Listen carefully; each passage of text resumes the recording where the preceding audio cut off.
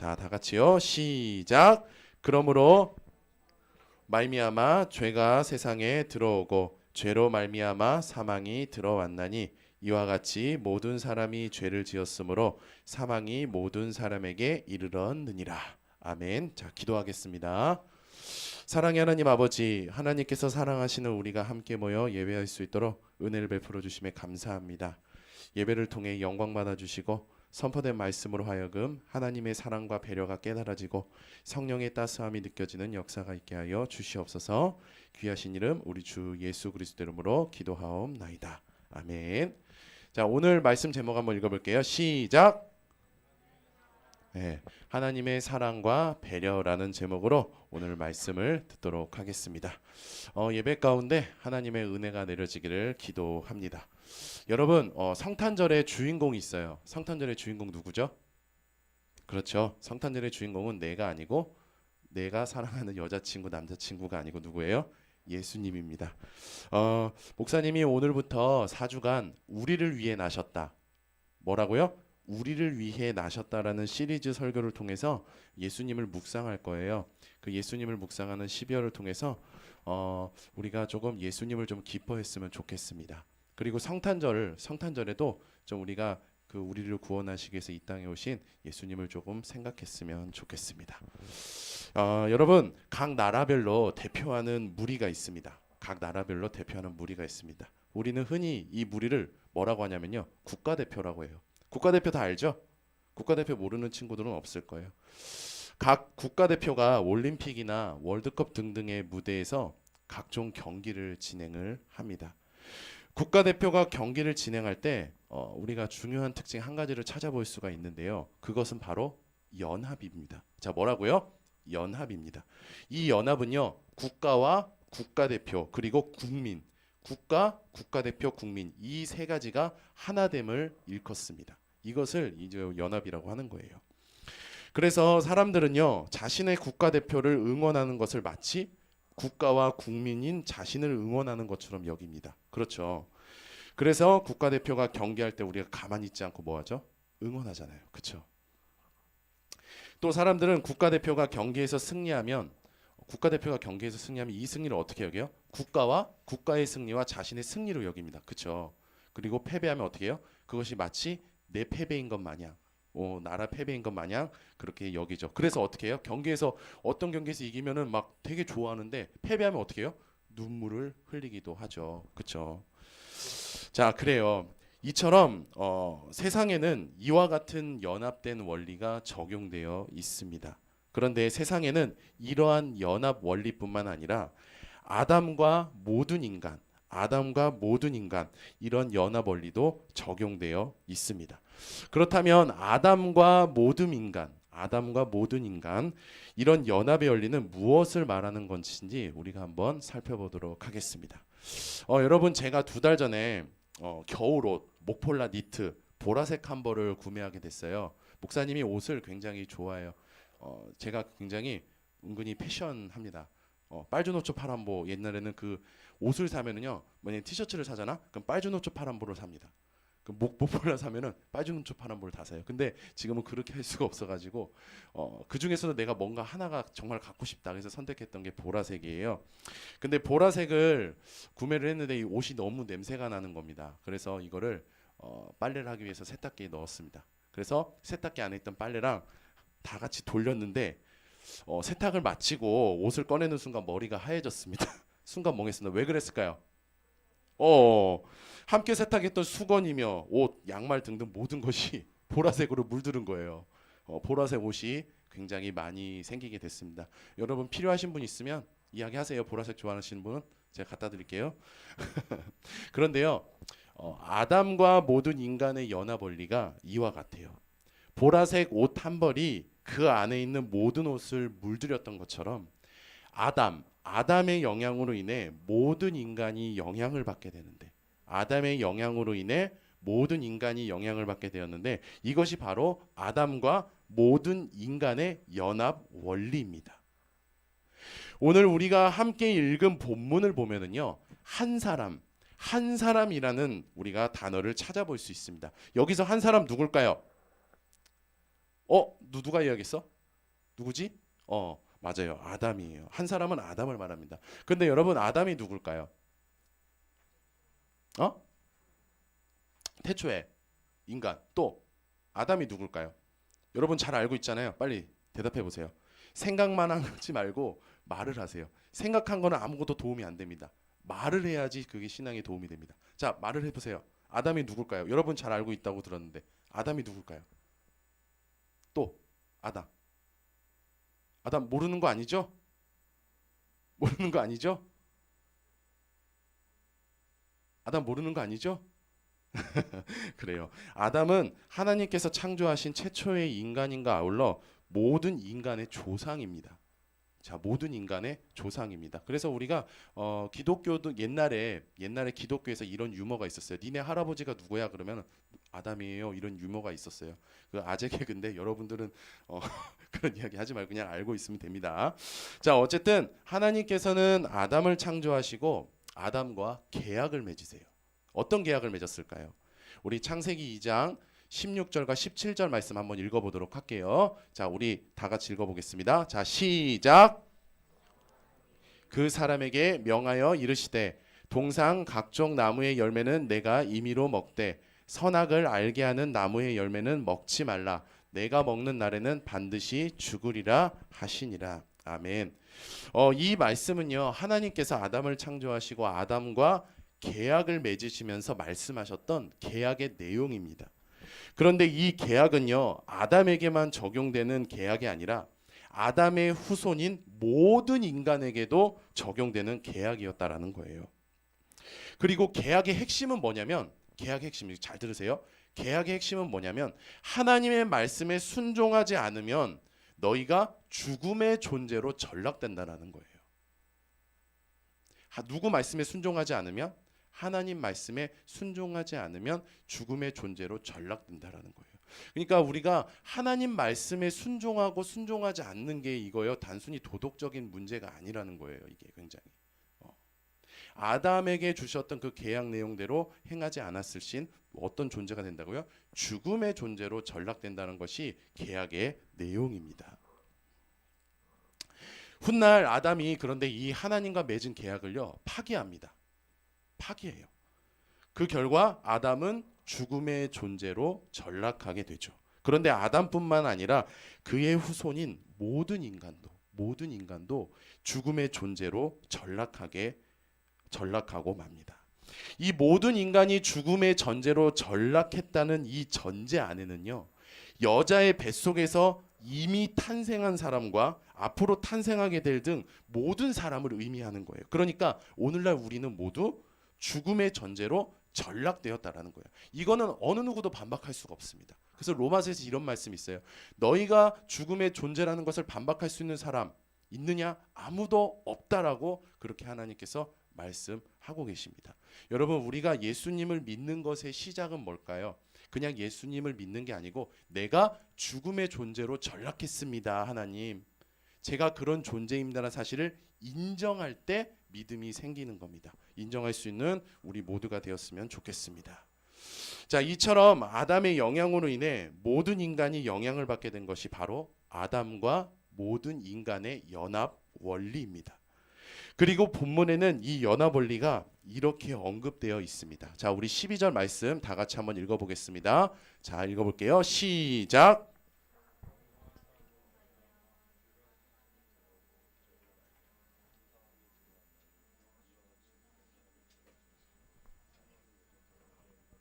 네, 아멘. 자, 여러분, 이런 말이 있어요. 인간은 참 위대한 존재다. 인간은 마음만 먹으면 무엇인가를 바꿀 수 있고 창조할 수 있기 때문이다. 여러분, 맞지 않나요?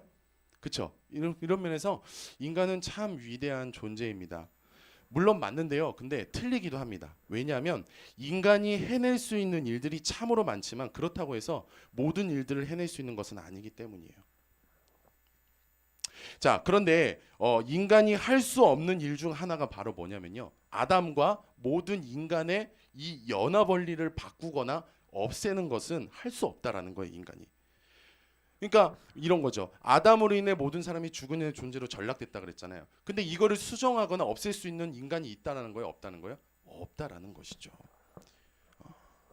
자, 아담과 모든 인간의 연합 원리로 인해 모든 사람이 죽음의 존재로 전락하게 된 것은요, 마치 운명과 같습니다. 운명과 같아요. 모든 사람은 운명대로 죽음의 존재로 전락하게 되었습니다. 이 운명을 바꿀 수 있는 사람은 아무도 없다라는 거예요. 만약에 그런데 모든 인간에게 주어진 이 운명이 바뀌지 않는다면 모든 인간의 인생은 비극일 거예요. 비극. 그렇지 않겠어요? 그렇지 않겠어요? 내 인생에 나는 죽음의 존재로 살아가면서 죽음으로 끝난다면 얼마나 비극이겠어요. 그렇죠? 하지만 모든 인간의 인생은 비극적이지 않습니다. 소망이 있습니다. 왜 그럴까요? 인간에게 소망이 있는 이유는 첫째로 인간은 구원을 받을 수 있는 존재이기 때문입니다. 자, 인간은 뭘 받을 수 있는 존재라고요?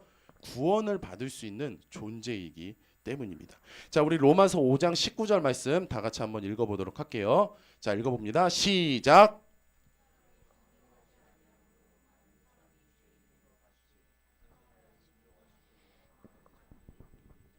아멘. 이 말씀은요, 죽음의 존재로 전락해서 소망이 없는 인간이 구원을 받아서 소망 있는 모습으로 변형되었다는 말씀입니다. 여러분, 우리가 성경적인 용어를 좀 잘 알았으면 좋겠어요. 우리는요, 변화되는 게 아니에요. 회복이라는 단어도 조금 좀 자제하고, 그 힐링이라는 말도 조금 지양하고, 좀 자제하고, 우리가 쓸 수 있는 말 중에 가장 최고의 말은 변형입니다. 자, 따라 봅시다. 변형. 변형이에요. 그러니까 구원을 받는 모습으로 변형된다. 변형된다. 어쨌든 이 변형을 좀 기억하시면 될 것 같은데, 어쨌든 이 말씀이 구원을 받아 소망 있는 모습으로 변형되었다라는 거예요. 그러니까 비록 아담과 모든 인간의 연합 원리로 인해 모든 인간은 죽음의 존재로 전락하게 되었지만 인간은 구원받을 수 없는 존재가 아니라 구원받을 수 있는 존재라는 것이죠. 여러분, 우리가 이러한 사실을 좀 기억해야 되고 이러한 사실을 묵상해야 되고 우리가 이러한 사실을 믿어야 합니다. 여러분 있는 자리에서 믿기를 축복합니다. 그리고 인간에게 소망이 있는 두 번째 이유는 인간은요, 구원을 갈망하고 있기 때문입니다. 자, 인간에게 소망이 있는 두 번째 이유는 인간은 다 뭘 갈망하고 있다고요? 구원을 갈망하고 있다라는 거예요. 자, 한번 읽어보겠습니다. 로마서 8장 19절 읽겠습니다. 시작. 자, 여기서 피조물이라는 단어는요, 좁은 의미와 넓은 의미 두 가지 의미로 나눌 수 있는데요. 저는 이제 좁은 의미만 이야기할게요. 좁은 의미.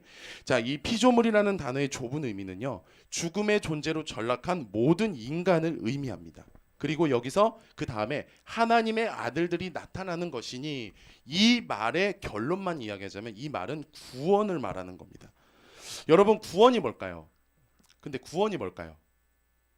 구원이 뭘까요? 땡. 농담이에요. 맞았어요. 그러나 여러분, 죽어서 천국 가는 구원 맞지만 저는 조금 여러분들이 고차원적인 구원을 좀 생각했으면 좋겠습니다. 구원이 뭘까요? 구원이 뭘까요? 저는 맞아요. 죽어서 천국 가는 거 구원 맞는데 그거는 하나의 1%에 불과합니다. 우리가 구원이라는 거는요, 굉장히 고차원적인 의미를 담고 있는 거예요. 여러분, 구원이라는 거는요, 하나님께 영광이 되는, 하나님께 영광이 되는 존재로 변형되는 사건을 구원이라고 이야기하는 거예요. 그러니까 모든 사람들은 죽음의 존재로 전락했다 그랬잖아요. 죽음의 존재로 전락하는 모습은 하나님께 영광이 되는 모습이 아니에요. 자, 모든 사람들은 구원을 갈망하고 있거든요. 갈급함이 있거든요. 이 갈급함에 구원이 채워져야만 하나님께 영광이 되는 존재가 되는 거예요. 그러면서 하나님께 영광의 존재가 되면서 그렇게 구원이 이렇게 갈급함에 이렇게 채워지면서 영광이 되는 존재로 변형되는 사건을 가지고 우리가 구원이라고 이야기를 합니다. 그래서 여러분, 우리가 복음을 전할 때도요, 사실은요, 죽어서 천국 가요 이런 식의 복음은 우리가 조금 이런 얘기는 조금 두고 이런 구원적인 이야기들을 우리가 할 줄 알아야 되는 것이죠. 자, 하나님께 영광이 되는 존재로 변형되는 사건이 바로 뭐라고요? 구원이야. 상우야, 미안해. 근데 맞습니다. 맞지만 여러분 분명하게 기억할 수 있기를 바랍니다. 이게 복음의 핵심이에요. 구원이라는 거. 자, 그런데 이 하나님께 영광이 되는 존재는요, 또 이렇게 풀 수 있어요. 예배와 찬송을 통해서 하나님과 교제하며 생명을 누리고. 자, 예배와 찬송을 통해서 우리가 뭐 하는 거야? 하나님께 우리가 교제하는 거야. 하나님과 교제. 교제함을 통해서 우리가 생명을 누리고 그 생명을 통해 평안과 감격과 희락을 느끼는 존재가 바로 하나님께 영광이 되는 존재입니다. 여러분, 이러한 존재로 변형되는 사건이 구원이라는 것을 여러분 믿을 수 있기를 바랍니다. 그런데 하나님께서 로마서 8장 19절의 말씀을 통해서 우리에게 말씀하시고자 하는 것은요, 딱 하나예요. 뭐냐면요, 죽음의 존재로 전락한 인간이 구원을 갈망하고 있다는 거예요. 여러분, 모든 사람들이 구원을 갈망하고 있다는 거예요. 여러분, 창조된 모든 세계도, 온 우주도, 우주 만물도 구원을 갈망하고 있다는 거예요. 사람들이 깨닫지 못할 뿐이지 구원을 갈망하고 있다고 하나님께서 로마서 8장을 통해서 우리에게 말씀하고 계십니다. 자, 그래서 정리를 하자면 우리에게 소망이 있는 이유는 뭐예요? 깨닫지 못할 뿐이지 우리가 구원을 다 갈망하고 있기 때문에 소망이 있다라는 거예요. 자, 그리고 마지막입니다. 인간에게 소망이 있는 이유는 마지막으로 하나님께서 구원을 약속하셨고 그 약속을 지키셨기 때문이에요. 자, 우리 로마서 5장 16절 말씀 다 같이 한번 읽어보도록 하겠습니다. 시작.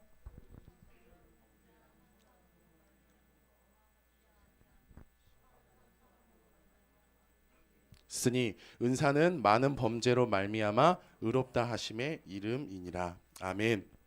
자, 많은 범죄로 말미암아 의롭다 하심의 이름이니라. 이 말씀은요, 하나님께서 구원을 갈망하는 인간에게 뭘 약속하셨대요? 구원을 약속하셨고 그 약속대로 약속을 지키셨다라는 말씀이에요.